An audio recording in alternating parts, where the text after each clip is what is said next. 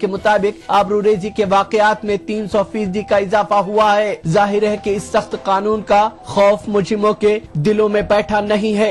जराए का कहना है कि कानून का खौफ तब तक नहीं बैठेगा जब तक उसके अमल का बेहतर बंदोबस्त नहीं होता है, यानी पुलिस में बेहतरी नहीं आती है, कवानीन में इस्लाह नहीं होती है, जजों और अदालतों की तादाद नहीं बढ़ती है, और सबसे ऊपर जब तक सजा यकीनी नहीं की जाती है तब तक किसी कानून का कोई खौफ नहीं बैठता है। उल्टे उसके बेजा इस्तेमाल के खदशात बढ़ जाते हैं। हिंदुस्तान में इसकी बेशुमार मिसालें पेश की जा सकती हैं। दलितों पर जुल्म सितम का कानून करीब 3 दहाई पहले बना है, लेकिन इस कानून से कितना फायदा हुआ ये कहना मुश्किल है। बीएसपी के सियासी तहरीक ने दलितों की फलाह बहबूद में जितना अहम किरदार अदा किया उसका 1% भी इस कानून के जरिए नहीं किया जा सका है। उल्टे ये कानून समाज में नफरत फैलाने का सबब बना। ऐसे ही जहेज मुखालिफ कानून का किस तरह से बेजा इस्तेमाल होता है इसका अंदाजा इस बात से लगाया जा सकता है कि किसी खातून के इल्जाम लगाते ही शौहर के पूरे खानदान को गिरफ्तार कर लिया जाता है। कई ऐसे मामला सामने आए हैं जिनमें 5 साल और 7 साल के बच्चों पर भी जहेज मुखालिफ मुकदमे दर्ज हुए हैं। खवातीन के तई जराइम का कानून तो इतना सख्त बना दिया गया है कि सिर्फ मंशा की बुनियाद पर किसी को मुजरिम ठहराया जा सकता है। तभी अदालत उस्मा ने कई बार इन कवानीन के बेजा इस्तेमाल होने की बात कही है।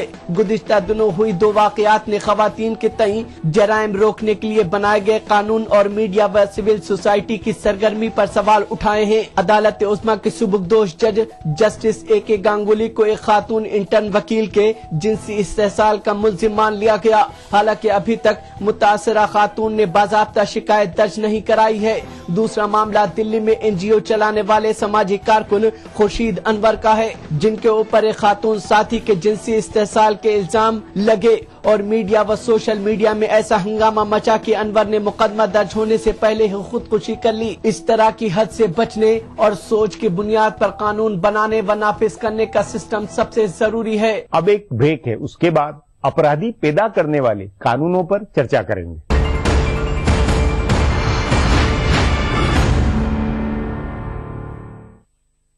आजकल के अनहेल्दी लाइफस्टाइल, खान पान वगैरह की वजह से लीवर की कमजोरी एक आम बात हो गई है। नतीजा गैस, खाना हजम न होना और भूख न लगना। पेश है हमदर्द जिग्रीन, मुफीद जड़ी बूटियों से भरपूर। जिग्रीन एक कुदरती लीवर टॉनिक है। जिग्रीन का रोजाना इस्तेमाल आपको देता है कीमियावी और जहरीले अनासिर से हिफाजत, बेहतर कुव्वत हाजमा, पीलिया जैसी जिगर की बीमारियों के इलाज में मदद। अपनाइए हमदर्द जिग्रीन और अपने लीवर को बनाइए स्ट्रॉन्ग।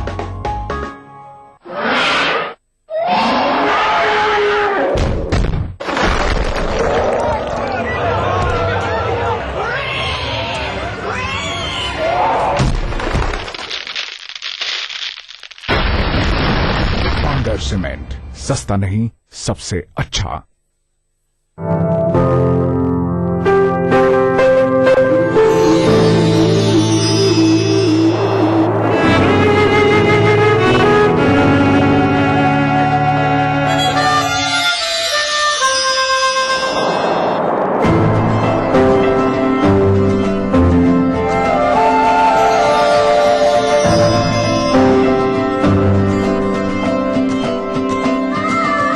एहसासों से जुड़े नए रिश्ते बिखेरेंगे रंग।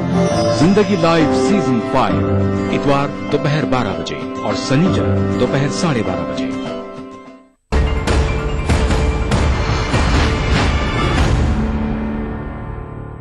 सुप्रीम कोर्ट के रिटायर जज जस्टिस गांगुली अंततः हत्थे चढ़ गए। इससे कह सकते हैं कि अपने कानून के सामने सभी बराबर है, पर बिना FIR, बिना प्रमाण और सिर्फ आचरण की शिकायत पर बलात्कार जैसी जघन्यता में रिटायर जज के हत्थे चढ़ने का आखिर क्या मतलब है? इस सब का आगे के लिए क्या मतलब निकलेगा? इस पर चर्चा के लिए आज मेरे साथ वरिष्ठ एडवोकेट जगदीप धनखड़ है।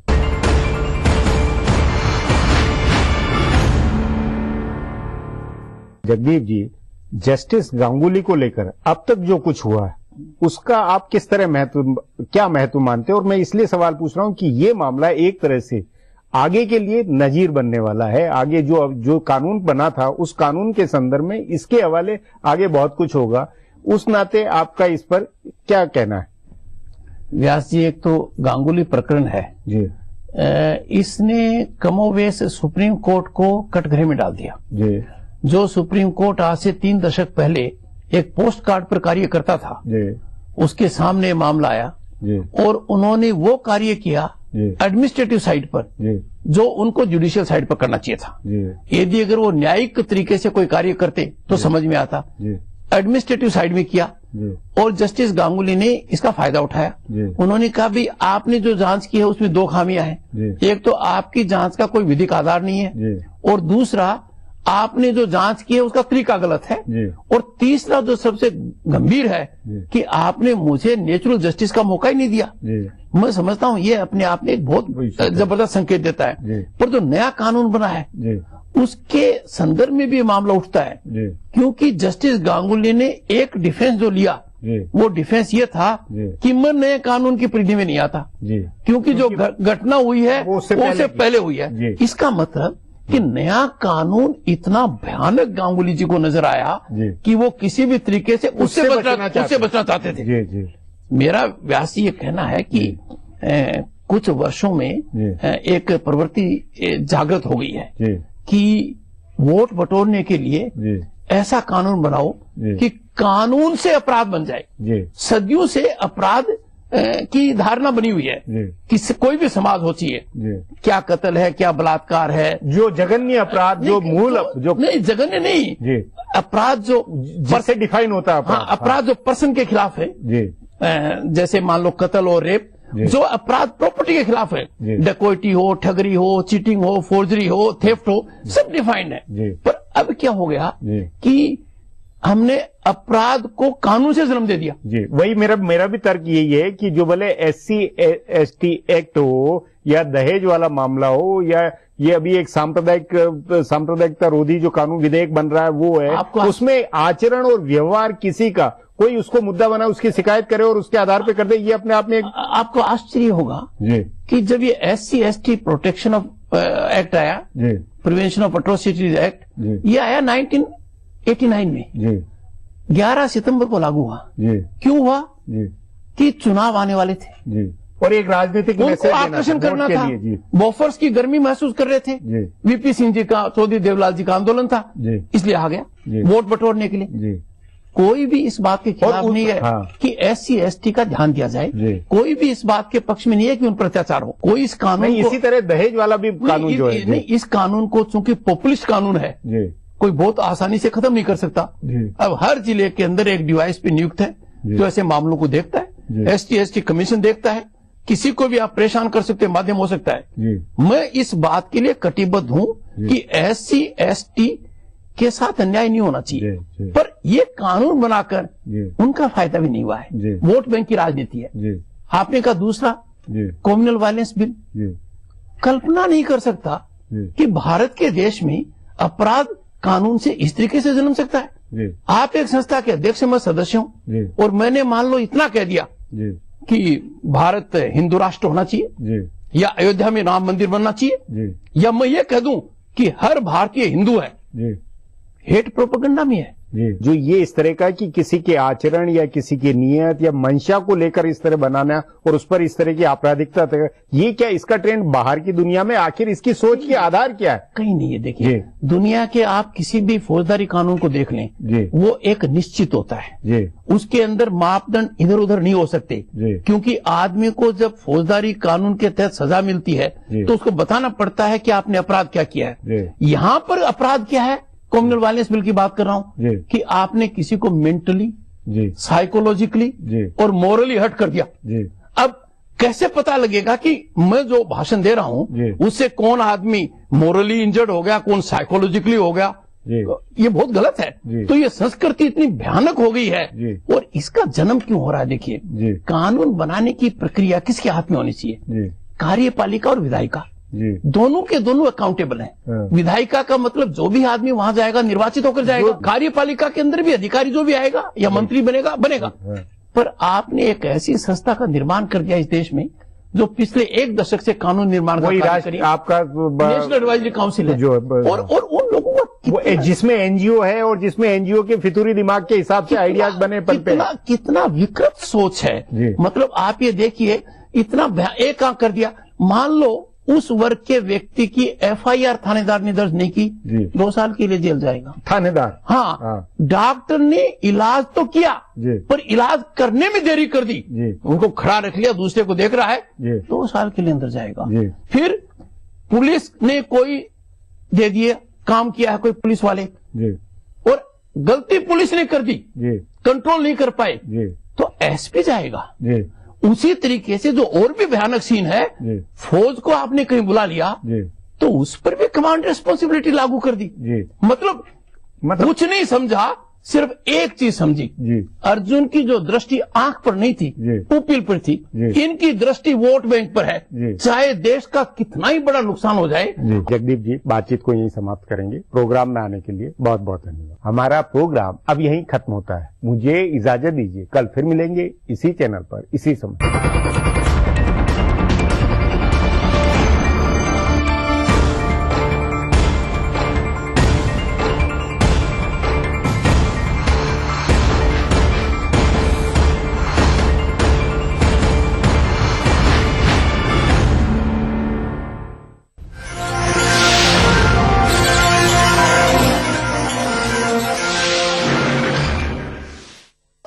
इस प्रोग्राम को पेश करने में ताउन किया Shri ultra red oxide, Bharat का एकमात्र जंग रोधक सीमेंट।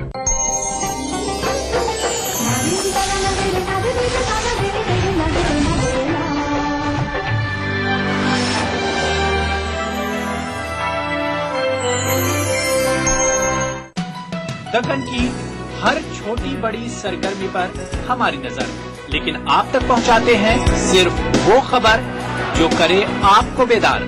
सियासत के गलियारों से रोजमर्रा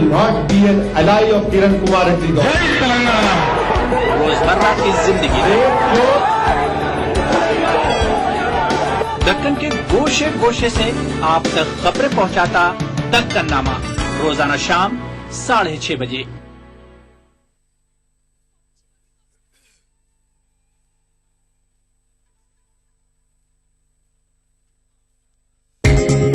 ईटीवी उर्दू पर अगला प्रोग्राम आलमी मंजर को पेश करने में ताउन कर रहे हैं। ट्राइड हिल्स की शानदार कामयाबी के बाद अब लाए हैं अमेरिकन टाउनशिप। बंगर सीमेंट, सस्ता नहीं सबसे अच्छा।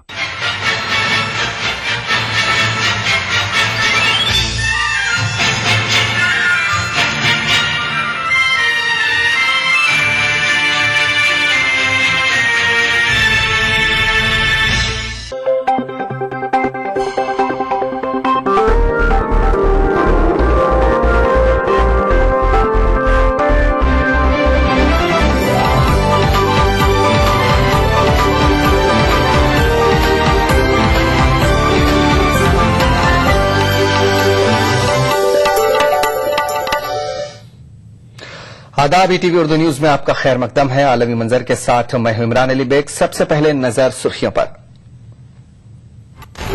अफ्रीकी मुल्क नाइजीरिया में बोको हराम के 38 जंगजू मारे गए। नाइजीरियाई फौज ने बड़ी कामयाबी से किया ताबीर।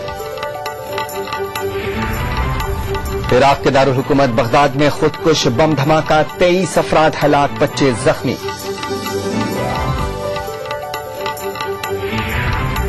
और दिव्यानी मामले पर हिंद अमरीका इख्तलाफात बरकरार। अमरीकी वज़ीर तवानाई ने हिंदुस्तान का दौरा किया मंसूख।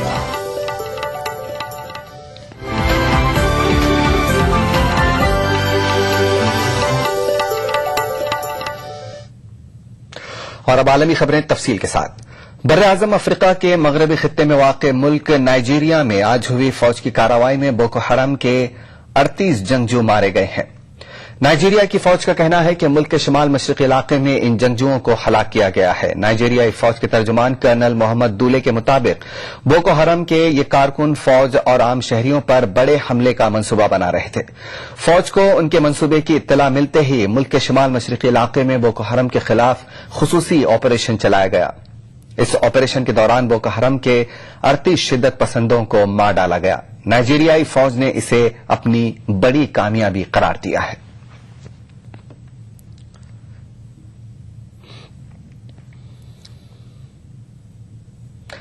آئیے رخ کرتے ہیں عراق کا، جہاں دارالحکومت بغداد میں آج ہوئے خودکش بم دھماکے میں کم از کم 23 افراد ہلاک اور دیگر 25 افراد زخمی ہوئے ہیں۔ دھماکہ ایک ملٹری ریکروٹمنٹ سینٹر پر ہوا۔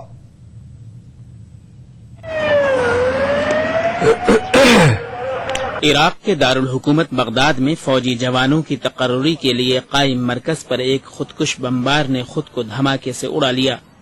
اس حملے میں کئی افراد ہلاک اور زخمی ہوئے ہیں۔ خودکش بمبار نے تقرری کے لیے قطار میں کھڑے نوجوانوں کی صف کے قریب خود کو اڑایا۔ عراق میں 2 شہروں کو ملیٹنٹوں کے قبضے سے آزاد کرانے کے لیے چلائی جا رہی حکومت کی مہم کے دوران اس قسم کے حملوں میں اضافہ دیکھا جا رہا ہے۔ صار انفجار عن متطوعين منها طق حزام ناسف يعني هاي العالم وين تروح لعد غير على عيشتها جايه۔ دھماکے کی ذمہ داری کسی گروپ نے قبول نہیں کی ہے، لیکن سیکیورٹی حکام نے دھماکے کی نوعیت کو دیکھتے ہوئے القاعدہ سے منسلک کسی شدت پسند گروپ پر شک ظاہر کیا ہے۔ Bureau report, ETV news. Iraq کے شہر فلوجہ میں فوج اور القاعدہ سے تعلق رکھنے والے ملیٹنٹوں کے درمیان جنگ میں وقفے کا فائدہ اٹھا کر کچھ لوگ شہر واپس ہو رہے ہیں۔ سنی اکثریت والی انبار ریاست کے شہر فلوجہ پر کنٹرول کے لیے پچھلے ایک ہفتے کے دوران فوج اور ملیٹنٹوں کے بیچ شدید جنگ کے باعث ہزاروں لوگ فلوجہ سے کربلا اور دوسرے مقامات پر منتقل ہو گئے تھے۔ ریاست الانبار کے شہروں فلوجہ اور رمادی پر ملیٹنٹوں نے پچھلے ہفتے کنٹرول حاصل کر لیا تھا۔ اس دوران انہوں نے متعدد پولیس اسٹیشنوں اور فوجی چوکیوں پر قبضہ کر لیا اور جیلوں سے قیدیوں کو آزاد کرانے کے علاوہ خود اپنی نگراں چوکیاں قائم کر لیں۔ اس کے بعد حکومت نے ملیٹنٹوں کو کھدیڑنے کے لیے اضافی فوجی دستے اور ساز و سامان انبار روانہ کیا اور وہاں فضائی حملے بھی کیے۔ اس دوران ایک ریاستی ترجمان نے بتایا کہ اثر و رسوخ رکھنے والے قبائلی لیڈروں نے بحران کو حل کرنے کے مقصد سے ملیٹنٹوں سے ملاقات کی اور مطالبہ کیا کہ وہ فلوجہ سے چلے جائیں یا قبائلی اور فوجی حملوں کا سامنا کریں۔ دریاسنا اطلاعات مل رہی ہیں کہ جمعرات کو فلوجہ میں معمول کی زندگی لوٹنے کے آثار دکھائی دیے۔ سڑکوں پر کاریں اور ٹرک کے علاوہ ٹریفک حوالدار بھی دکھائی دیے، بازار کھلنا شروع ہو گئے اور کچھ شہری اپنے گھروں کو واپس ہوئے۔ تاہم ان کا کہنا ہے کہ انہیں ایندھن اور گھریلو گیس کی قلت کا سامنا ہے۔ اس کے باوجود فلوجہ لوٹنے والے شہریوں نے دوسرے لوگوں سے بھی اپنے گھروں کو لوٹنے کی اپیل کی ہے۔ ندعو من جميع أهالي الفلوجة الكرام للعودة إلى منازلهم لأن الوضع الآن بدأ مستتب، كما تلاحظون الآن دوائر الدولة بدأت تداوم، المصارف بدأت تداوم، توزيع الرواتب للموظفين والشرطة بدأوا يداومون۔ ایک اور شہری نے بھی کہا ہے کہ فلوجہ میں حفاظتی صورتحال بہتر ہو گئی ہے اور معمول کی زندگی شروع ہو گئی ہے۔ نطلب من الاخوان اللي خارج فلوجة بالرجوع الى مدينة الفلوجة، الحين الامن مستتب والمحلات تم افتتاحها والحالة طبيعية۔ انبار میں پچھلے کچھ مہینوں سے نسلی کشیدگی میں اضافہ ہوا ہے۔ اقلیتی طبقے یعنی سنیوں کا الزام ہے کہ برسر اقتدار شیعہ حکومت ان کے ساتھ نسلی امتیاز برت رہی ہے اور سنیوں کو نشانہ بنا کر گرفتار کیا جا رہا ہے۔ تشدد کی تازہ لہر 28 دسمبر کے بعد شروع ہوئی تھی جب ایک سنی رکن پارلیمنٹ کو دہشت گردی کے الزامات میں گرفتار کر لیا گیا تھا۔ ساتھ ہی ریاستی دارالحکومت رمادی میں حکومت مخالف ایک سنی احتجاجی کیمپ کو برخاست کر دیا گیا تھا۔ خیال رہے کہ یہ کیمپ تقریباً 1 سال سے جاری تھا۔ انبار میں ملیٹنٹوں کی کامیابیوں کو سن 2011 کے اواخر میں امریکی افواج کی عراق سے واپسی کے بعد سے وزیر اعظم نوری المالکی کی حکومت کے لیے سب سے بڑا چیلنج مانا جا رہا ہے۔ Bureau report, ETV news. شام کے ہما صوبے میں آج ایک اسکول کے قریب ہوئے کار بم دھماکے میں کم از کم 16 افراد ہلاک اور کئی زخمی ہو گئے ہیں۔ دھماکہ الکفت گاؤں میں ایک اسکول کے قریب ہوا۔ شام کی سرکاری میڈیا نے بھی دھماکے کی تصدیق کی ہے۔ مہلوکین میں زیادہ تر خواتین اور بچے شامل ہیں۔ دھماکہ اتنا شدید تھا کہ اس کی زد میں آ کر آس پاس کی کئی عمارتیں ملبوں کے ڈھیر میں تبدیل ہو گئیں۔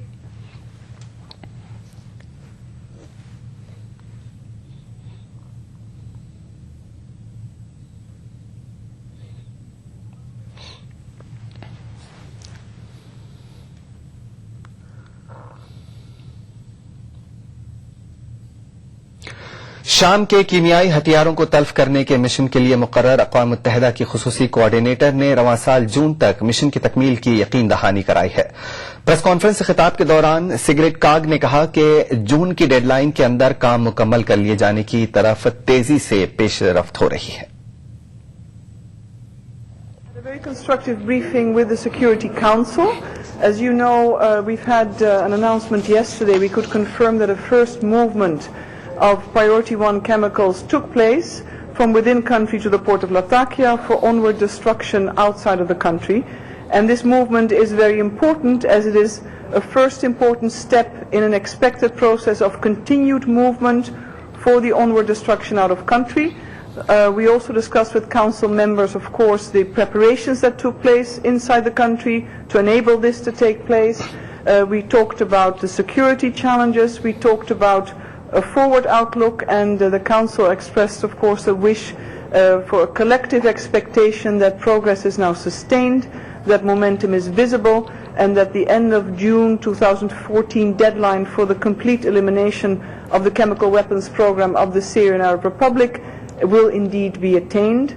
And as always, the Council was very appreciative for the work of all Joint Mission staff members for their dedication, their hard work and their presence inside the country. یہاں لیتے ہیں ایک چھوٹا سا بریک, بہت جلد لوٹیں گے. انڈیا کی جانب سے فرائیڈ ہلز کی شاندار کامیابی کے بعد اب لائے ہیں امریکن طرز کی western gated community American township, جس میں عالیشان گھر صرف 18 لاکھ روپے سے شروع اور اوپن پلاٹ صرف 5,000 روپے فی گز. اس کے علاوہ بے شمار ماڈرن ایمنٹیز کے ساتھ سنتوش نگر سے صرف 7 منٹ کے فاصلے پر امریکن ٹاؤن شپ.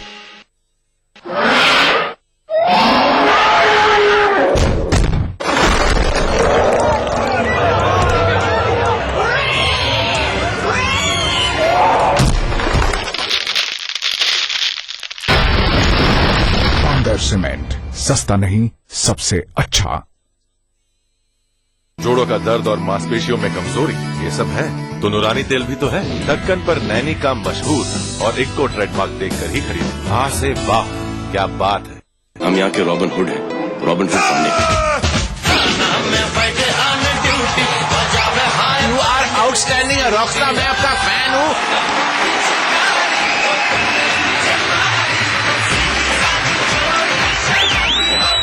दो दिन बाद से हर शनिवार और रविवार रात 9 बजे सिर्फ कॉलर्स पर.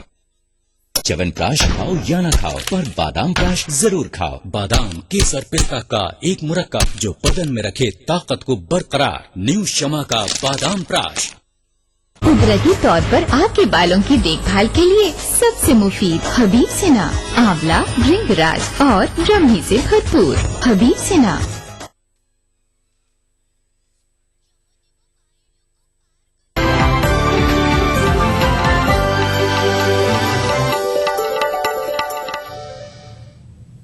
ब्रेक के बाद एक बार फिर आपका खैर मकदम है और आप देख रहे हैं आलमी मंजर. ईरान के नायब वजीर खारजा अब्बास इराक्ची यूरोपीय यूनियन की खारजा पॉलिसी की चीफ कैथरीन एश्टन के नायब हेल्गा शिमिट से जुमेरात के रोज स्विट्जरलैंड में मुलाकात करने वाले हैं. इस मीटिंग में ईरान के जौहरी प्रोग्राम के सिलसिले में हुए अबूरी समझौते पर अमल आवरी के बारे में बातचीत की जाएगी.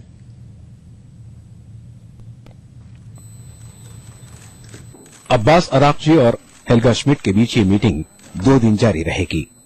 मीटिंग में ईरान और 6 आलमी ताकतों यानी अमेरिका, बरतानिया, फ्रांस, चीन, रूस और जर्मनी के दरमियान नवंबर में हुए मुआहदे पर अमल आवरी पर तबादला ख्याल किया जाएगा. ईरान के नायब वजीर खारजा और सीनियर न्यूक्लियर सालिस माजिद रवानजी ने कहा है कि अगरचे इख्तलाफात बाकी हैं, लेकिन उम्मीद है कि इन्हें दूर कर लिया जाएगा. As I said, there are a few items that need to be discussed and solved. The experts tried their best to solve those issues, but it seems that there is a need for political support by both sides, from the Iranian side and from the other side. So that is why Dr. Arakchi is going to meet Madam Eshmi to solve this problem, and we think that it can be solved. ख्याल रहे कि मंगल के रोज Iran की वजारत खारजा की तर्जुमान मर्जिया अफखान ने कहा था कि मुआहदे पर अमल आवरी का टाइम टेबल बाकी मानदा इश्यूज हल होने के बाद ही तय किया जाएगा. माजिद रवानजी ने भी कहा है कि उन्हें मीटिंग कामयाब होने की उम्मीद है, ताहम समझौते पर अमल आवरी का टाइम टेबल देना अभी मुमकिन नहीं। This is our hope, but I cannot give you a definite date.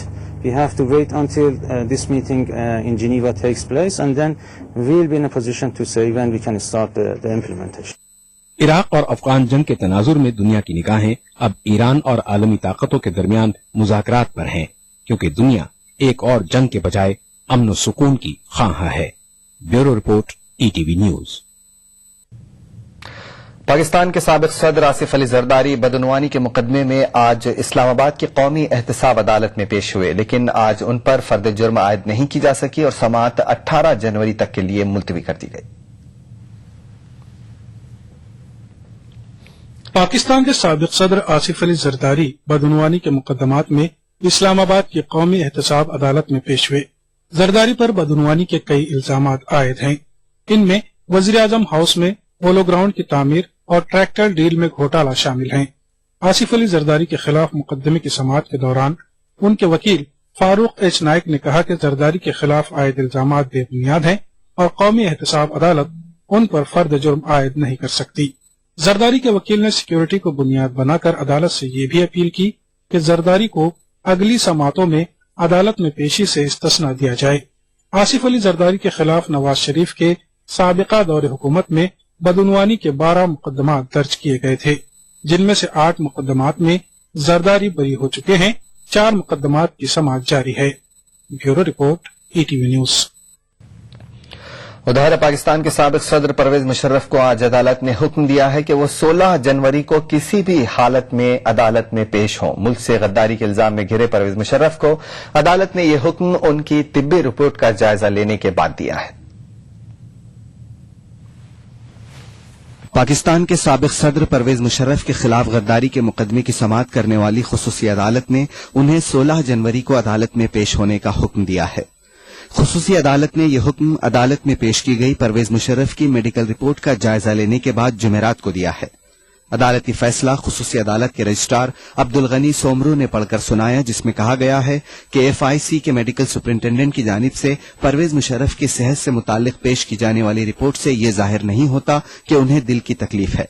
अदालती हुक्म में कहा गया है कि साबिक सदर परवेज मुशर्रफ 16 जनवरी को पेश हों और अगर वो पेश न हुए तो अदालत की जानिब से मुनासिब हुक्म जारी किया जाएगा। ख्याल रहे कि खुसूसी अदालत उन्हें 3 बार अदालत में हाजिरी से इस्तिस्ना दे चुकी है। खुसूसी अदालत परवेज मुशर्रफ की तरफ से खुसूसी अदालत की तश्कील और उसके दायरे समाज से मुतालिक अपना फैसला 10 जनवरी को सुनाएगी। इससे कबल जुमेरात को समाअत के दौरान परवेज मुशर्रफ के वकील शरीफुद्दीन पीरजादा ने दलाइल देते हुए कहा कि बीमारी की हालत में किसी भी मुलजिम को शहादत के लिए अदालत तलब करना तशद्दुद के मुतरादिफ है। साबिक फौजी सदर के वकील का कहना था कि उस वक्त तक इस मुकदमे की समाअत मुलतवी की जाए जब तक कि उनके मौकिल सेहतियाब नहीं हो जाते। ख्याल रहे कि गद्दारी के मुकदमे में पेशी के लिए सफर के दौरान अलील होने वाले पाकिस्तान के साबिक फौजी हुक्मरान जनरल रिटायर्ड परवेज मुशर्रफ रावलपिंडी में फौज के इदारे बराए अमराज कल्ब में जेर इलाज हैं। परवेज मुशर्रफ को गद्दारी के मुकदमे में जुमेरात को अदालत में पेश किया जाना था, ताहम अदालत जाते हुए रास्ते में उनकी तबीयत खराब हो गई और उन्हें रावलपिंडी में arm forces institute of cardiology ले जाया गया। जुमेरात को ही परवेज मुशर्रफ की नासाजी सेहत की वजह से इस्लामाबाद में उनके खिलाफ गद्दारी के मुकदमे की समाअत करने वाली खुसूसी अदालत ने उनकी गिरफ्तारी के अहकामात जारी न करने का फैसला किया था। अदालत ने उन्हें जुमेरात को भी हाजिरी से इस्तिस्ना देते हुए कहा था कि वो 6 जनवरी को आइंदा समाअत पर इस मामले को दोबारा सुनेगी। ताहम 5 तारीख को साबिक सदर परवेज मुशर्रफ के वकील अहमद रजा कसूरी ने कहा था कि परवेज मुशर्रफ बीमार हैं और वो 6 तारीख को अदालत में पेश नहीं होंगे। Bureau report, ETV news. Bangladesh में अवामी लीग की सरबराह शेख हसीना को आज पार्लिमानी पार्टी का लीडर चुन लिया गया है, लेकिन नई काबीना की तश्कील इतवार को होगी। बांग्लादेश के सरकारी जराये के मुताबिक इतवार को बांग्लादेश के सदर अब्दुल हामिद शेख हसीना को वजीर आजम के ओहदे का हलफ दिलाएंगे। शेख हसीना के अलावा दीगर अफराद को भी नई काबीना के लिए वजीर के ओहदे का हलफ दिलाया जाएगा। बांग्लादेश के एक रोजनामा ने सरकारी जराये के हवाले से ये खबर शाये की है कि नई काबीना में 30 वज़रा होंगे। ऐन मुमकिन है कि शेख हसीना खराब कारकर्दगी और बदनवानी के इल्जाम से घिरे साबिका वज़रा को नई काबीना में जगह नहीं देंगी। بنگلہ دیش میں 5 جنوری کو عام انتخابات ہوئے تھے. عام انتخابات میں 300 نشستوں کے لیے ووٹنگ ہوئی تھی. شیخ حسینہ کی عوامی لیگ نے 300 میں سے 231 پارلیمانی نشستیں حاصل کی ہیں. 18 جماعتوں پر مشتمل اپوزیشن اتحاد نے انتخابات کا بائیکاٹ کیا تھا. جاپان کے وسطی علاقے میں آج میٹل و کیمیکل کی ایک فیکٹری میں ہوئے دھماکے میں کم از کم 5 ملازمین ہلاک اور 17 زخمی ہو گئے ہیں. حادثے کی تحقیقات کرنے والے حکام نے کیمیکل ری ایکشن کے سبب دھماکہ ہونے کا شبہ ظاہر کیا ہے. جس فیکٹری میں دھماکہ ہوا وہ جاپان کے دارالحکومت ٹوکیو سے تقریباً 300